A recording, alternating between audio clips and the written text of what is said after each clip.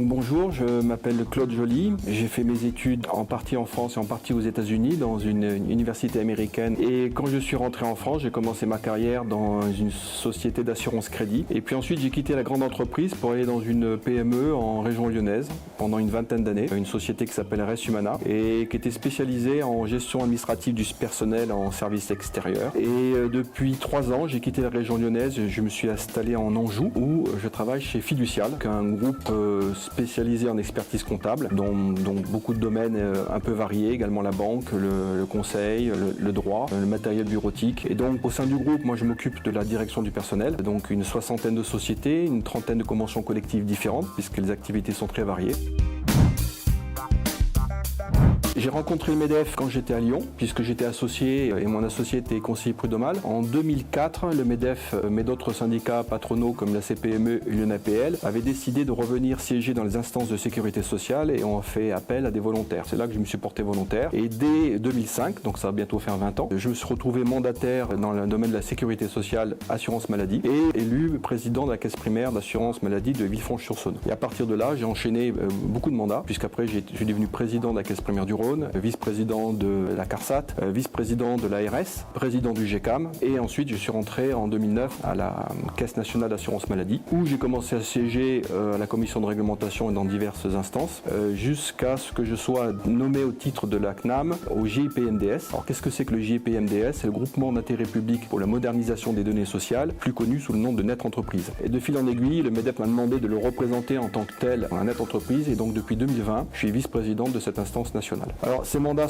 c'est très important dans le sens où les chefs d'entreprise souvent sont confrontés à des problématiques, je dirais normatives, réglementaires, des obligations légales, des obligations fiscales, des obligations sociales, et souvent s'en plaignent, et à juste titre d'ailleurs, à la fois par rapport au taux des prélèvements obligatoires et à la fois par rapport à la surréglementation. Alors certains se découragent et se résignent, d'autres se plaignent dans leur entourage, voire auprès de leurs clients, et certains décident d'agir. Donc moi je fais partie de ceux qui ont décidé d'agir. Plutôt que de me plaindre autour de moi, j'ai préféré me plaindre dans les instances. Et ça paye, puisqu'à partir du moment où vous siégez dans les instances, que vous faites remonter la voix des entreprises dans ces instances-là, eh bien les autres partenaires en tiennent compte, les administrations en tiennent compte, plus ou moins, mais si on n'est pas là pour faire valoir la voix des entreprises, eh bien, il n'y aura que la voix, je dirais, des usagers ou des salariés et rien d'autre. Pour nous, les enjeux entreprises, c'est d'éviter la surréglementation et l'inflation des déclarations à faire ou des obligations, des corvées déclaratives, comme je les appelle. Donc, voilà, on essaye d'attirer l'attention de tous ces organismes sur le fait que la simplification, vue de leur point de vue, n'est pas une simplification forcément pour les entreprises. Donc on essaie de faire remonter tout ça du terrain auprès de ces instances.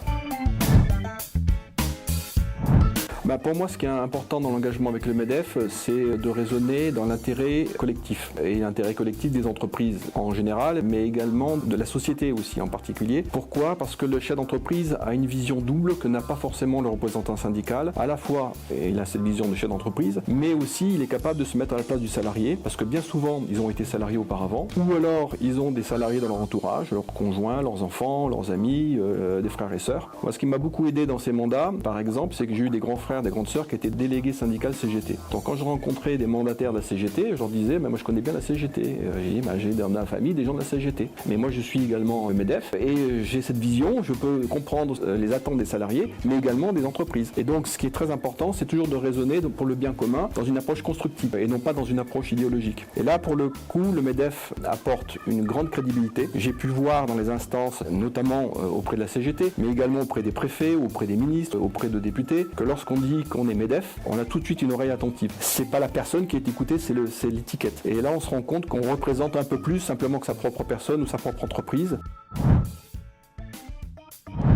Bon, j'ai pas mal de règles de vie et de mantras, mais s'il y en a un que je dois mettre en avant, et que même parfois je resserre à mes collaborateurs, c'est de toujours faire de son mieux. Il faut faire de son mieux et pas se stresser ou focaliser sur les résultats, parce que sinon c'est le meilleur moyen de passer à côté. Ça veut dire à la fois une obligation de moyens et prendre du recul par rapport à ce que ça va donner.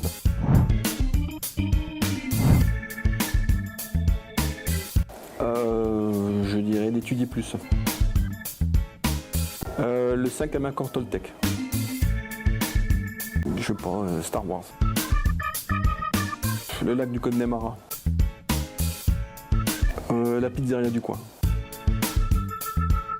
J'aime bien aller sur les bords de la Loire. Une tarte flambée. C'est dans les Cévennes. Au Liechtenstein. Skipper. Napoléon.